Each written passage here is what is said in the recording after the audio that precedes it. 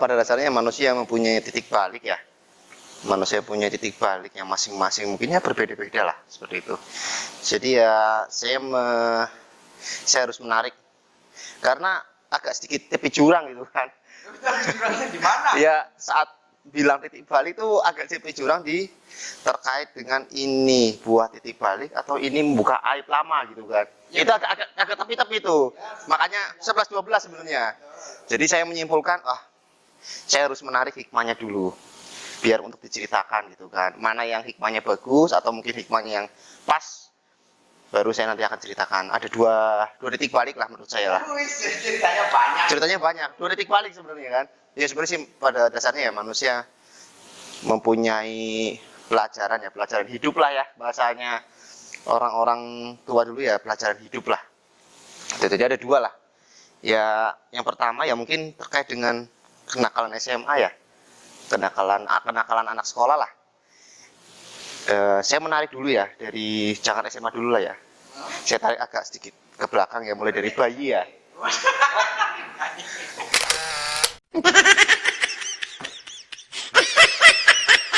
Ya. Saya dirikannya dari bayi biar situ tahu perjalanannya gitu kan. Jadi ya SD ya pada umumnya lah SD, karena ya alhamdulillah kebetulannya orang tua itu guru SD di situ juga. Jadi ya mau nggak mau ya saya harus ya nggak malu-maluin lah kasarnya gitu, nggak maluin dan aktif lah. Jadi ibaratnya SD dulu udah ada pengalaman lah, tapi pengalamannya ya bagus lah, positif gitu kan. Saya harus melihat dulu positifnya gitu kan, sebelum nanti ke negatif kan, biar kelihatan negatifnya gitu kan. Harus cerita dulu positifnya gitu kan. SD ya pada umumnya lah terbilang ya aktif ya, namanya anak guru biasanya ada anak guru kan? Ya memang saya juga bisa gitu kan. Ya saya nggak mau sombong tapi kan piala-piala juga berderet gitu kan. Gitu ya? Ada lah ya SD. Iya nanti saya nggak percaya dong. nanti saya tunjukin lah. Gitu. Kan toh juga beli piala kan murah juga gitu kan. No.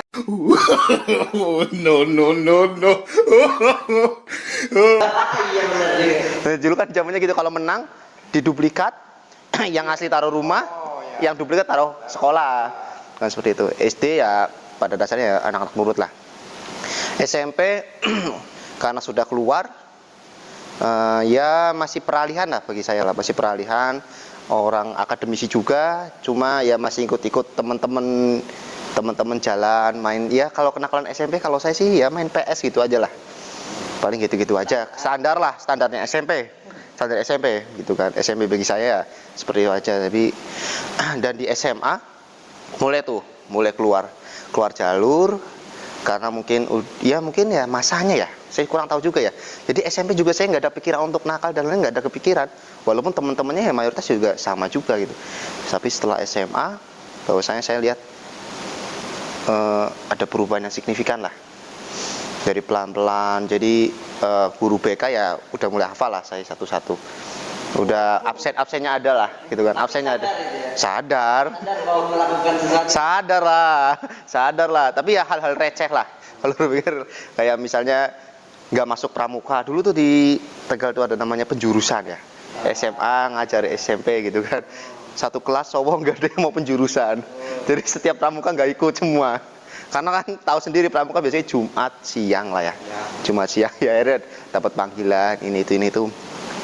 Pada ya kenakalan biasa lah, pada dasarnya ya hal yang misalnya ya ya mungkin ada sedikit mengurangi jam pelajaran gitu kan, dalam artinya bolos gitu kan. Mengurangi jam pelajaran, besar harus mengurangi jam pelajaran gitu kan. Terus saya sempat juga tuh sama orang tua saat saya ingat momennya itu Isra Miraj. Isra Miraj ada acara di mana? Di SMA sekolahan Isra Miraj, dan momennya pas Isra Miraj itu. Ya namanya teman-teman datang telat. Udah jam berapa lah lupa saya. Mungkin masuknya jam 7 ya dulu SMA ya. 7. Itu udah jam 7 lewat. Waduh. Udah telat nih, pintu ditutup kan. Rame-ramean. Itu kan free, itu nggak ada pelajaran biasanya. Nggak ada pelajaran. Aduh, gimana nih? Yaudah yuk, kita ke Guci. Itu Guci itu tempat pemandian umum ya, kayak di Bogor itu Puncak lah. tempat wisata. Wisata. Ayo ke sana yuk, ke sana yuk. Kan kita Isra Mi'raj. Isra Mi'raj kan naik. Ya udah kita naik aja ke Guji, ke gunung. Bareng-bareng ke sana. Tiba-tiba ketahuan guru. Ketahuan guru, besoknya dipanggil satu-satu, dikumpulin. Ya biasa dapat wejangan lah. Tapi saya sih kekurangan saya dulu waktu SMA itu jarang ngobrol sama orang tua. Jarang ngobrol kenakalan ya. Kalau ngobrol mah sering lah. Tapi kenakalan tuh jarang, ditutupi lah. Itu hal yang wajar bagi anak muda gitu kan. Jadi saya diam-diam aja. Tiba-tiba ibu saya itu punya temen guru yang anaknya itu sekolah di situ juga. Bocor lah di situ kan. Emang perginya berapa orang sih? Banyak itu, ada 8 orang apa ya, cowok semua. Ya pengen aja, ya kurang lebih 1 jam apa ya. Dari Tegal kota ke sana 1 jaman lah ke sana.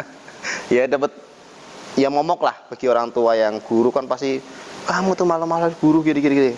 Udahlah, udah selesai. Terus, nah ini ada satu momen titik balik menurut saya, titik poin saya terkait dengan saya berurusan sama polisi. Oke. Mungkin banyak teman-teman yang ngapain ini urusan polisi, bukan masalah SIM, bukan masalah motor. Apa? Bukan masalah SIM, masalah motor mah ya anak-anak Jamin ya? ya nggak jamin. Makanya itu saya titik balik. Urusan sama polisi saya. Urusan sama polisi. Terus? Itu saya lupa kelas 2 atau kelas 3 saya lupa. Urusan sama polisi. Jadi kalau saya sih teman itu ya, ini menceritakan aja ya, mungkin dulu ya, kalau sekarang saya kurang tahu juga.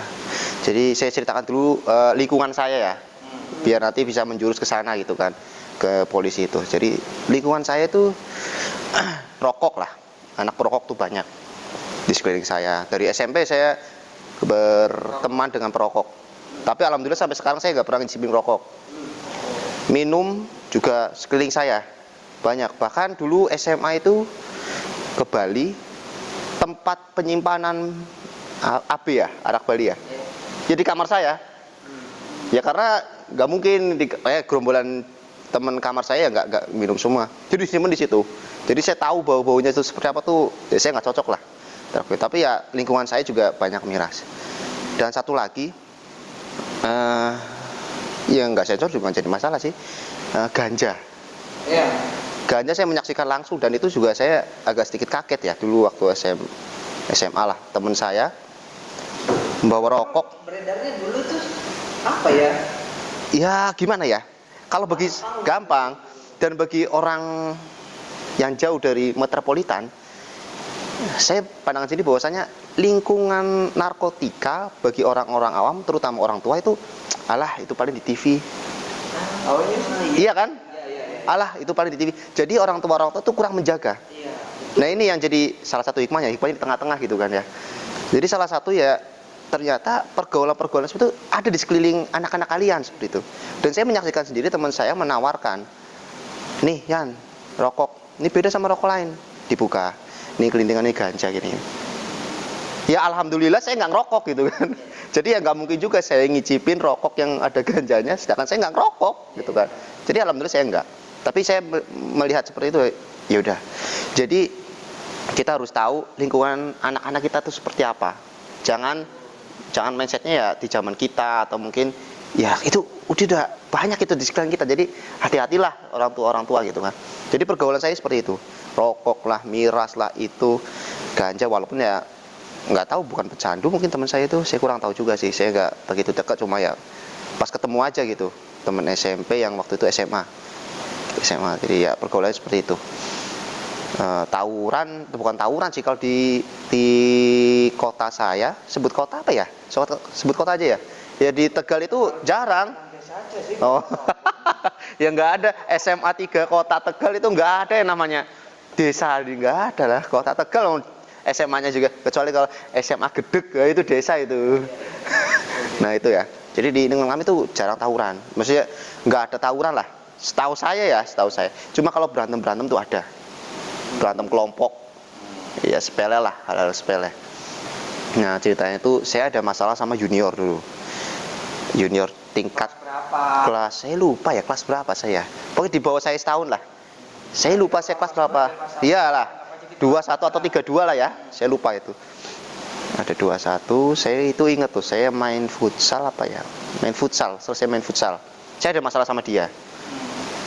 Nah, saya main futsal. Nah, ini kok main futsal ya? Saya main futsal tuh. Ini menceritain saya lagi kok. Bukan. Kalau situ main futsal ya beda lagi di kampus kan. Untungnya saya nggak ketemu situ di SMA gitu. Oh, ada juga cerita ya? Masalahnya ngomongin kan senior junior. Ah, ya. Oh iya benar. Kedua, jadi ketemu Ya, 1 tahun ya. futsal juga. Tapi kan nggak sampai ribut itu kan. Ya, nggak sampai ribut. Cuma dongkol dalam hati. Cuma dongkol dalam hati gitu kan. Lanjut. Makanya waktu pulang futsal dan seingat saya baru inget tuh tadi waktu makan siang tuh saya inget, oh iya, yang saya boncengin, bukan saya boncengin, yang bawa motor itu ketua OSIS. Saya boncengan, terus ada junior itu lewat, Yan, mau nyelesain nggak? Kenapa? Tuh lewat tuh, udah selesain aja. Enggak, ini awalnya gimana sih? Futsal tuh kenapa? Bukan masalah futsal, ada urusan pribadi lah saya sama dia. Oh. Ada urusan pribadi. Mau selesaiin nggak? Ya ayo, kejar lah. Kejar.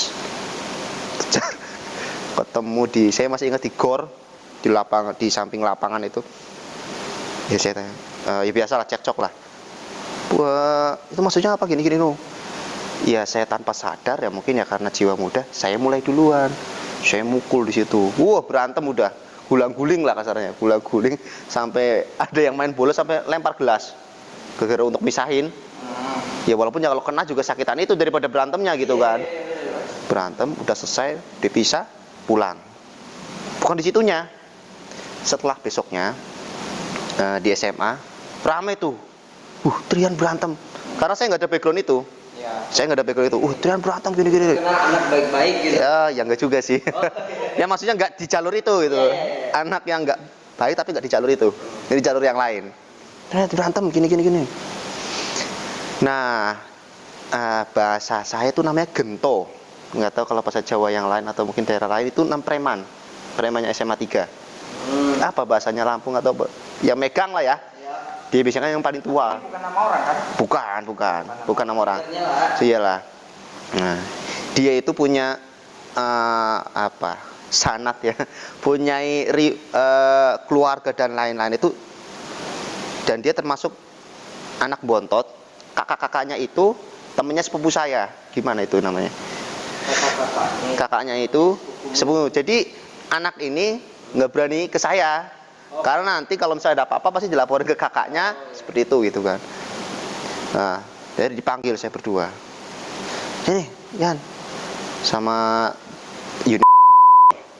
Saya masih ingat. Jadi saya kalau nonton ini ya, saya mohon maaf aja gitu. Nama asli itu. Nggak apa-apa lah, itu nggak apa-apa juga. Nggak usah namanya. Nah itu berantem udah. Jadi dia juga kalau nonton juga ketawa juga pasti. Ya pasti, cuman kan nggak usah sebut nama, jadi nanti kasihan yang lain. Nah itu dipanggil keduanya, ditanyain. Nah ini teman yang saya sebut ya gento lah ya, biar enak lah ya, gento premannya yang megang itu SMA 3. Bukan nama asli, oke.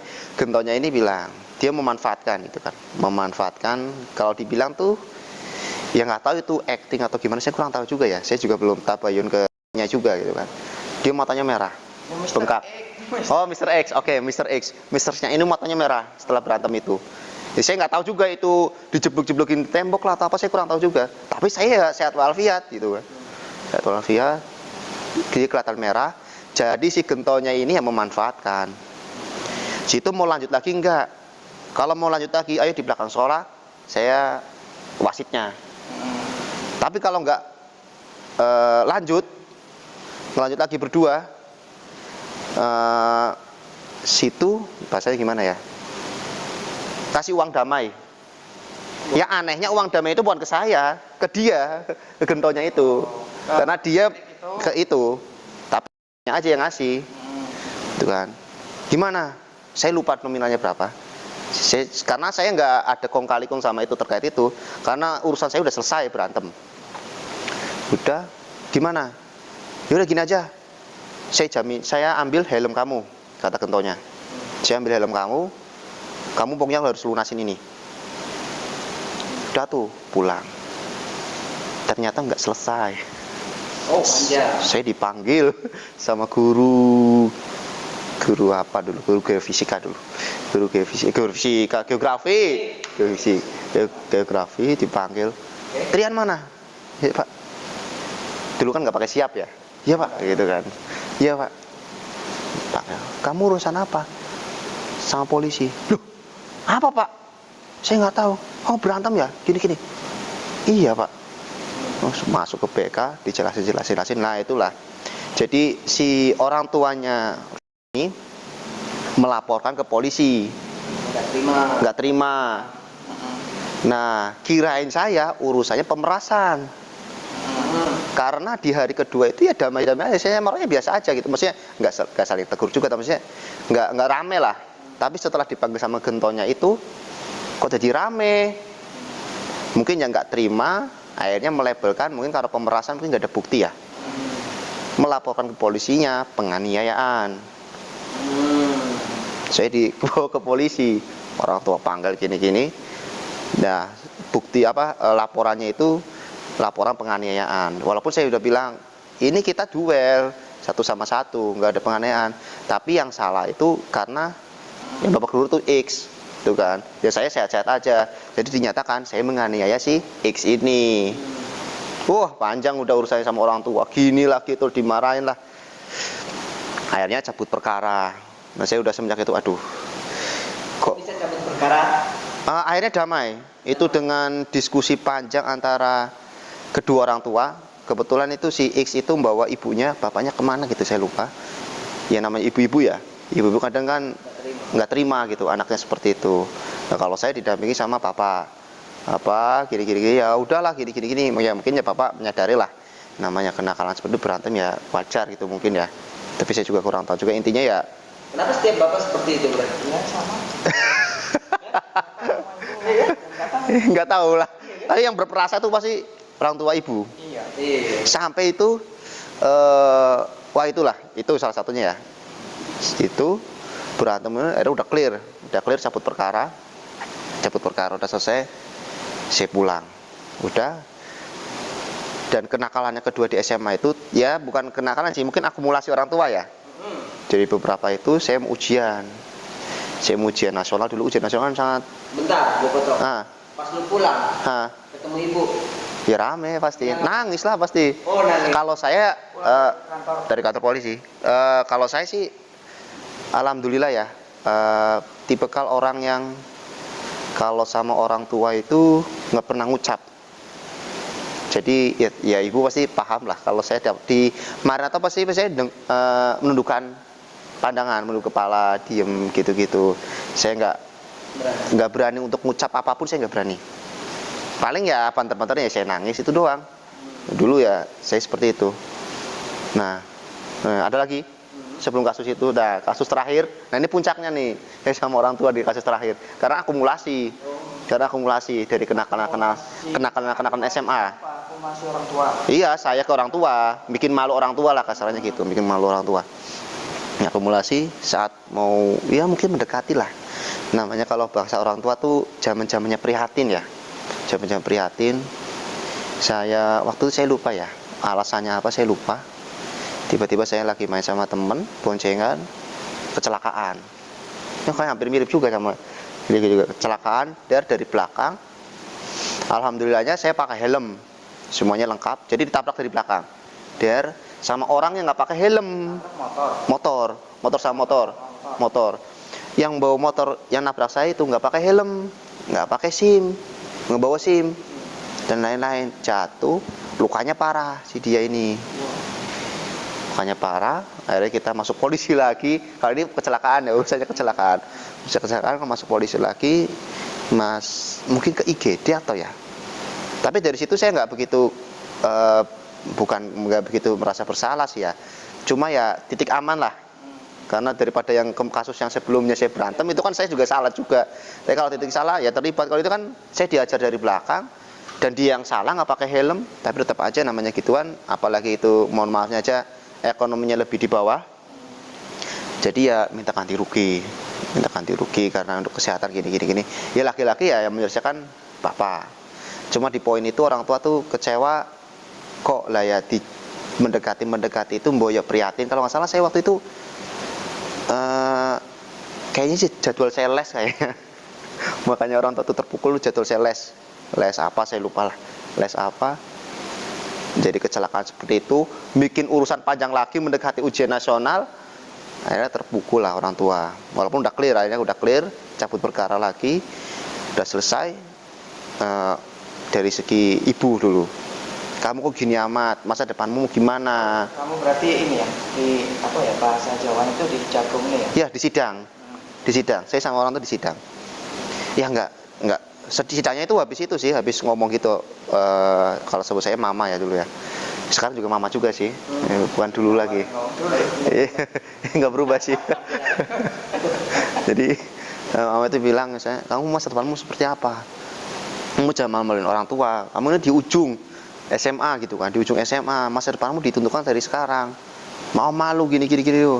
Sampai akhirnya mama saya itu keluar dari rumah.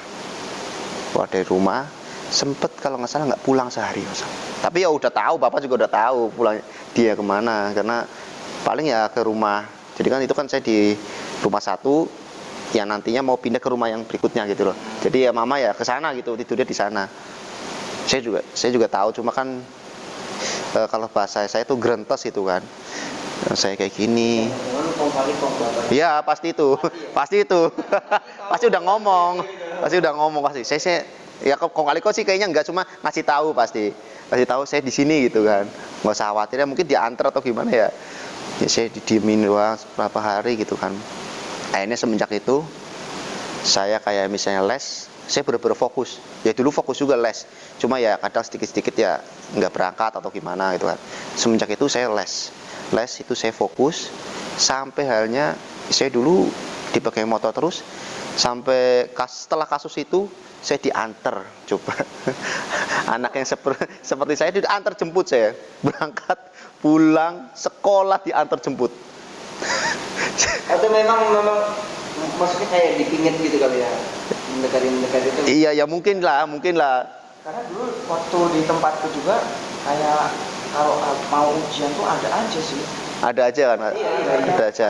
Banyak Kejadian. Makanya orang tua dulu kalau mau ujian tuh pasti wanti-wanti. Hati-hati, pasti ada aja lah main ya kan. Hati-hati kalau mau ujian. Itu sih. Nah iya sih, mungkin ya itu juga sih kan. Makanya kalau saya dulu sih sampai saya juga sekarang memperhatikan di orang-orang sekarang ya. Kalau dulu saya, kalau setiap ujian nasional tuh TV tuh off. Nggak tahu kalau sekarang masih masih beberapa orang kayak teman-teman saya juga, TV tuh off selama Sabtu Minggu. Kalau mau ujian pasti dimatiin, disuruh belajar. Besoknya setelah ujian Minggu tuh nonton lagi, is okay, gitu kan. Jadi dari situ mungkin ya orang tua juga terpukul juga, masa depanmu di depan ujian nasional dulu sangat menentukan sekali gitu kan. Sangat menentukan sekali untuk kelulusan kedua. Kelulusan yang menentukan sekali, dan yang mau jadi kemana dan lain-lain lah. Sampai perpisahan sekolah. Itu tuh rumah saya tuh mungkin sama gedungnya itu berjarak paling ya ada kali nggak ada 1 kilo lah. Mungkin ya 30 meter lah. Dulu acaranya itu di Tamol. Ya cuma berjarak nyebrang aja sih, jalan kaki aja bisa. Cuma nggak ikut. Jadi setelah itu saya vakum, pergaulan itu saya vakum. Sampai vakum karena kemauanmu apa memang dilarang? Kemauan saya. Ya pertama mungkin dilarang ya, dan saya ya ikut-ikut aja udahlah. Mau gimana lagi? Ya ikut arus aja lah gitu. Habis itu ya udahlah saya ikut orang tua.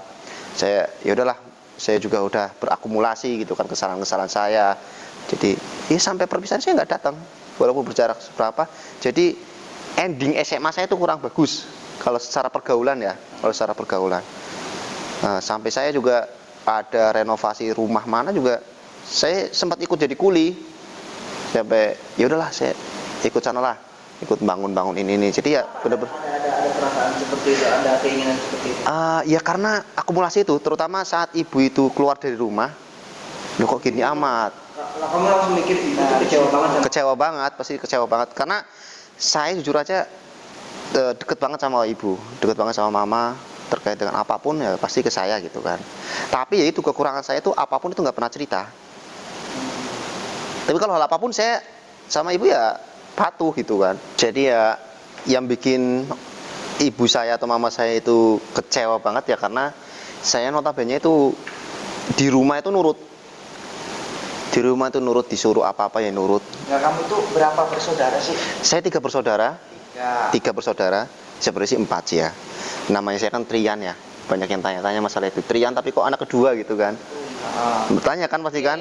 Apa itu aja yang dibahas? Enggak usah ya, itu kan enggak ada. Enggak apa-apa sih sebenarnya, coba ceritain aja. Anak pertama kakak saya perempuan.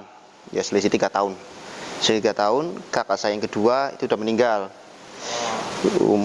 Waktu lahiran kalau salah sih. Waktu lahiran. Jadi makanya saya dinamakan Tri. Karena untuk tidak melupakan untuk yang anak yang kedua ini seperti itu. Tapi ya kalau nggak salah sih waktu lahiran sih. Jadi saya sempat nggak ketemu gitu kan. Ya pasti nggak ketemu loh kakak saya gimana sih. Dan saya anak ketiga terakhir laki-laki. Adik saya laki-laki. Jadi saya tengah-tengah. Nggak tahu ya, banyak orang yang bilang anak tengah-tengah tuh unik. Banyak yang bilang seperti itu. Iya, saya juga kurang tahu juga, tapi ya nggak tahu juga saya unik atau enggak gitu kan. Yang bisa nilai itu kan orang tua gitu kan. Itu ya itu. Jadi dari sisi saya ya, sebenarnya saya anak nurut di rumah, tapi setelah di luar orang tua itu nggak nyangka gitu kan. Seperti ini. Tapi alhamdulillah saya tidak masuk ke pergaulan yang terlalu negatif gitu kan. Jadi nggak, ya cuma momen-momen seperti itu doang gitu. Bagi saya mungkin normal ya, tapi bagi orang tua mungkin nggak normal gitu kan. Karena saya juga berperasa bahwasanya kalau anak-anak saya berperilaku seperti itu juga saya nggak terima juga gitu kan. Itu kan pasti. Jadi yang jelas ya sampai itu. Jadi saya sampai mana ya perjalanan. Akhirnya saya nggak ikut perpisahan dan lain-lain. Nah alhamdulillahnya saya tidak menikmati perpisahan itu karena alhamdulillah. Kenapa? Saya udah nggak seneng rame-ramean sih ya. Dan masa orang tua keluarga lagi bukan berduka ya, lagi prihatin, habis itu kitanya di sana tuh hore-horean gitu, perpisahan hore-horean. Sebenarnya prihatin apa sih? Ya prihatin dengan kalau aku ya, kalau aku selama ini di pengertian dalam arti kalau prihatin itu prihatin ekonomi. Oke. Kalau aku ya, di tempatku, termasuk aku juga. Oke. Kalau prihatin kita tuh harus prihatin tuh larinya ke ekonomi. Nah kalau kamu tuh kalau di saya itu prihatin itu tergantung momen ya, tergantung momen. Contoh misalnya kalau misalnya udah anak SMA, udah lulus, anak kuliah, atau mungkin saya udah kerja, harus prihatin arahnya ke ekonomi. Kalau misalnya saya udah lulus kayak gini ya, saya udah kerja, orang tua ngomong prihatin. Nah pada saat itu prihatin itu notabene bahwasanya saya harus belajar, harus mengejar kelanjutannya nih. Kuliah dan lain itu harus dikejar tuh. Harus belajar lah, minimal harus ada niat dan semangat untuk sekolah lagi lah. Tapi di situ saya nggak ada gitu kan. Saya main-main lah dan lain-lain. Jadi kok kayak gini gitu kan orang tua. Kok kayak gini, harusnya kamu tuh masa-masa sekarang malah harusnya prihatin. Oke lah kalau di yang sebelum-sebelumnya mungkin di kelas 2, kelas 1 oke lah. Ini kelas 3 mau cus gitu kan. Biasanya masa depan itu berada di titik itu, walaupun nggak semuanya ya. Berada di titik itu. Salah satu titiknya gitu kan. Jadi ya orang tua berprihatin. Tapi alhamdulillah walaupun mungkin saya seperti itu, saya salah satu 10 besar di SMA. Nah itulah yang saya bikin, ya mungkin ini gitu kan. Saya harus nurut sama orang tua. Apapun itu, kenakalan saya apapun ya harus patuh dengan orang tua gitu kan. Saya menggarisbawahi bahwasanya senakal apapun anak gitu kan. Namanya kenakalan tuh pasti ada. Di setiap orang tuh pasti ada. Khilaf itu pasti ada. Yang jelas jangan pernah pertama ya ucap sembarangan ke ibu, terutama ibu dan orang tua, terutama di ibu. Mending kalau misalnya agak sedikit saya agak kesel dan lain-lain, mending diam, atau mungkin ya keluar sebentar lah, kemana lah atau apa, tapi jangan ke negatif juga. Maksudnya mendinginkan dulu baru kita ngobrol sama orang tua. Karena beberapa kali kasus teman-teman saya dan lain-lain ya kuncinya memang hampir sama, itu ke orang tua, terutama di ucapan. Kadang orang-orang labil gitu, anak-anak labil gitu cepet ngomong bentak ke orang tua tuh cepet itu kan. Itu cepet karena kita kan lagi zaman-zamannya keluar, kita zaman-zamannya mencari jati diri. Saat kita udah nyaman di sini dibentak sama orang tua, pasti biasanya kita menolak dengan kata-kata kasar gitu kan. Nah, alhamdulillah saya dari situ saya nggak pernah, mungkin hampir minim terkait dengan adu omongan sama orang tua. Alhamdulillah saya enggak. Mungkin dari situ juga mendukung apa ya, doa-doa orang tua saya seperti itu kan. Doa-doa orang tua saya, bapak, ibu, ya mungkin ya kuat sehingga ya saya terketuk di saat momen terakhir itu. Karena saya flashback juga saya zamannya SMP seperti apa, SMA lebih-lebih. Aduh ini bentar lagi kuliah saya mau kemana? Ini jadi diri saya pasti akan saya pegang sendiri, nggak mau udah lepas sama orang tua kan pasti kan. Nasibnya akan ditentukan dengan yang sekarang. Jadi ya saya benar-benar ya Allah bentar lagi saya lepas sama orang tua, nasib saya ditentukan sama saya sendiri. Ya udahlah, paling enggak saya menyenangkan orang tua dulu. Terkait dengan hasil, ya udah saya biarin aja sesuai kemampuan saya. Yang penting saya harus nurut sama orang tua. Di momen itu mungkin ya 1 bulanan lah sampai saya lepas dari orang. Makanya saya sama teman-teman SMA terutama di momen kelas 3 itu saya nggak begitu dekat. Oh jadi tapi kalau kelas 2 nya ya dekat. Dekat sama ibu ya? Dekat sama ibu seperti itu. Jadi ya apa ya, hal yang bisa dipelajari gitu kan untuk teman-teman di luar gitu kan, terutama orang tua dulu lah. Terkait orang tua, pergaulan di sekeliling tuh luar biasa, update-nya tuh cepat. Jangan bandingkan yang kita alami dulu sama yang nanti kita alami untuk anak-anak tuh sama, jangan harapan itu pasti berbeda. Jadi orang tua ya sedemikian itu update perkembangan. Atau mungkin saya dulu pernah punya guru, yang guru saya sekarang juga sih, bahwasanya kalau orang tua itu harus menyelami, ya minimal menyelami pergaulan anak-anak. Misalnya, contoh misalnya simple, Mobile Legend misalnya. Lagi aktif-aktifnya ini kemarin-kemarin kan, Mobile Legend. Orang tua tuh harus tahu Mobile Legend itu seperti apa. Minimal pondasinya lah dasarnya. Jangan sampai di Mobile Legend itu ada hal-hal yang terselip. Atau mungkin apalah, juga kurang tahu juga. Harus update seperti itu, biar anak-anak ini terkontrol. Dan komunikasi jadi kan lancar tuh. Jadi orang tua tuh, anak itu sama orang tua tuh kelihatan sahib lah. Jadi berikan kenyamanan itu. Kalau bagi anak muda sih, anak muda yang SMA, SMK, bagi saya ya pertama ya patuhi orang tua lah. Itu kunci. Ibaratnya DP kesuksesan kalian itu ada di orang tua. Kalau kalian udah DP-in patuh kepada orang tua, insya Allah lah, udah 50% atau lebih, insya Allah sukses. Ya diskresi suksesnya masing-masing ya. Intinya bahagia seperti itu. Jadi DP-nya itu dari orang tua. Yang kedua, belum terlambat saat kita melakukan sesuatu, melakukan kesalahan, dan itu kita belum terlambat. Masa depan kita masih panjang, jangan ditentukan dengan pergaulan. Udah buruk kayak gini, sekalian aja jebur misalnya. Jangan seperti itu. Cepatlah bangkit itu kan, Kalian walaupun di lingkungan buruk, kalau kalian bisa mewarnai dengan yang baik, alhamdulillah. Kalau memang nggak bisa, ya sebisa mungkin untuk menghindari lingkungan itu. Ya, betul. Itu lingkungan sangat mempengaruhi sekali. Walaupun ya syukur-syukur kalian bisa mewarnai lingkungan yang buruk itu, tapi kalau dirasa nggak mampu ya jangan bermain-main di lingkungan buruk itu, menurut saya bahaya lah.